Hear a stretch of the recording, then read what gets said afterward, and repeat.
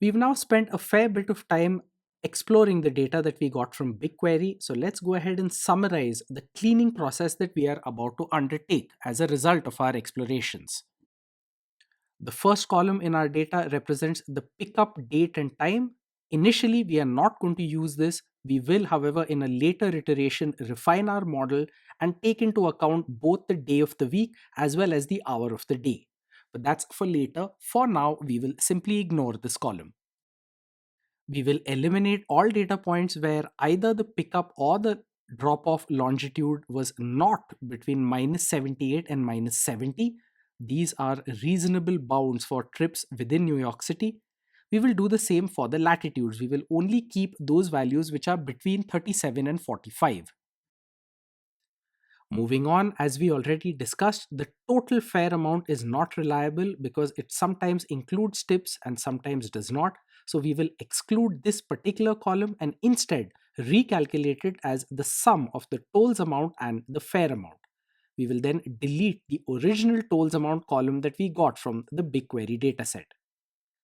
Summarizing all of these operations, we are going to eliminate trips which have zero passengers, where the fare amount is less than $2.5, where the pickup or drop off points do not lie within New York City, and we are going to eliminate tips from all of the data points in our dataset. All of this is carried out in the function that you see on screen now. It's called preprocess. And within that function, we also delete the additional columns for the tolls amount, total amount, and so on, which we no longer require. Let's go ahead and invoke this preprocess function. We do so by passing in all of the trips that we got from our initial BigQuery result. And we get the result, which is also a data frame, and invoke the describe method on it.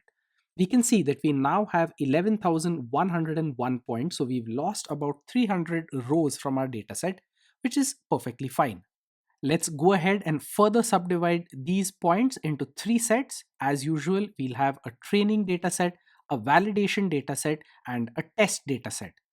Before doing so, let's go ahead and shuffle our dataset. This is just to make sure that there is no bias or pattern of any sort introduced into any one of those three sub datasets. We do so by invoking the sample method with fraction equal to 1, that is 100%. We then go ahead and allocate 70% of our data points to the training dataset, 15% of the data points to the validation, and the remaining to the test dataset. Each of these three datasets will now be contained within a data frame with the corresponding variable name. Let's invoke the describe method on each of these just to make sure that there is no statistical bias. Within each of these, all of their means and standard deviations should be similar to each other. All of that seems to be in order. So we are now okay, we are good to go. We can go ahead and write out this clean data to CSV files. Note that later on we are going to change our logic. We will actually write out a much larger subset of our data and we will write out to Google Cloud Storage rather than to CSV files on the virtual machine where we are running Data Lab. But for now, this simple method is good enough for us to get going.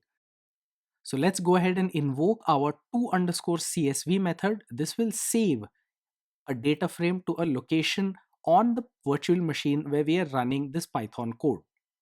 Notice that we first specify the row number as the key column, and we also reorder the column so that the fare amount appears first. That's just a little convenience.